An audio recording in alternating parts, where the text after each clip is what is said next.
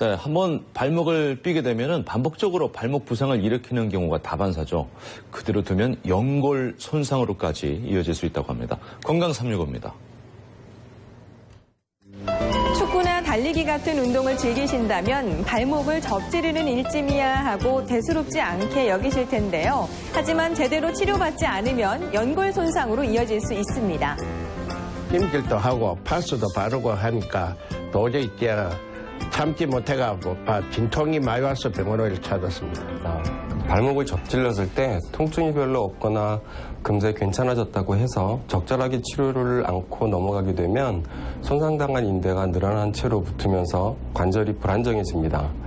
이러한 상태가 지속되면 만성 발목 염좌로 이어질 수 있으며 이는 2차적인 질환으로 연골 손상과 조기 퇴행성 발목 관절염을 유발할 수 있습니다. 발목 연골 손상은 발목의 관절면을 이루는 연골, 즉 물렁뼈에 문제가 생기는 질환입니다. 발목 연골이 부분적으로 결손이 발생한 상태에서 계속해서 발목을 사용하여 손상된 부위가 뼈 조직과 마찰이 생겨 발목 통증이 생기게 됩니다.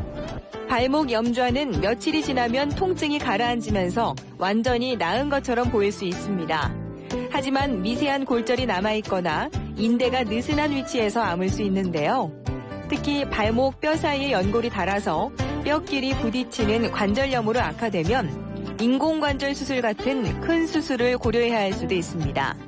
네, 보통 발목 연골 손상이 생기는 경우에 걷거나 뛸 때 발목에 불편함과 통증이 있으면서 자주 한쪽으로 발목이 접질리고요. 또 뛸 때 발목이 시큰거리는 경우도 있습니다. 발목을 일정 방향으로 돌려보면 약간 뻐근한 느낌이 들 수도 있고 한쪽 발로는 중심 잡기가 힘들 때도 있습니다. 발목 질환의 경우 동반 손상 여부 확인이 아주 중요하며 대개 엑스레이 촬영과 MRI 검사를 통해 진단하게 됩니다. 발목 염좌의 대부분은 발목의 바깥 부분에서 일어납니다. 발목을 다칠 당시에 발이 꺾인 모양을 기억하면 치료에 도움이 되는데요. 다칠 당시 발목의 모양과 방향에 따라서 다친 부위와 부상 정도를 예측할 수 있습니다. 치료는 먼저 발목에 불안정증이 있는지의 여부를 확인하고 이를 교정하는 것이 중요합니다. 초기 수상 시에 일정 기간 동안 침상 안정, 부목 고정 및 보조기 착용, 소음제 복용으로 급성 상태의 통증과 붓기를 깔아앉히고 난 뒤에 1, 2주 정도가 지난 후 물리치료를 시행하게 됩니다.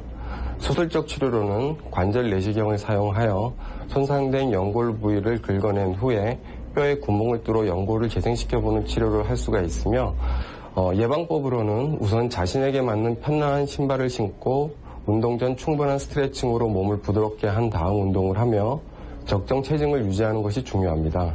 또한 발목을 접질렀을 때는 추가 부상을 막기 위해 되도록 걷지 말고 안정을 취하는 것이 좋겠습니다. 발은 제2의 심장이라고 하죠. 때문에 발목 부상으로 제대로 걷지 못한다면 혈액순환 장애로까지 이어질 수 있는데요. 전신 건강까지 위협하는 발목 부상, 적극적인 치료를 해야 합니다.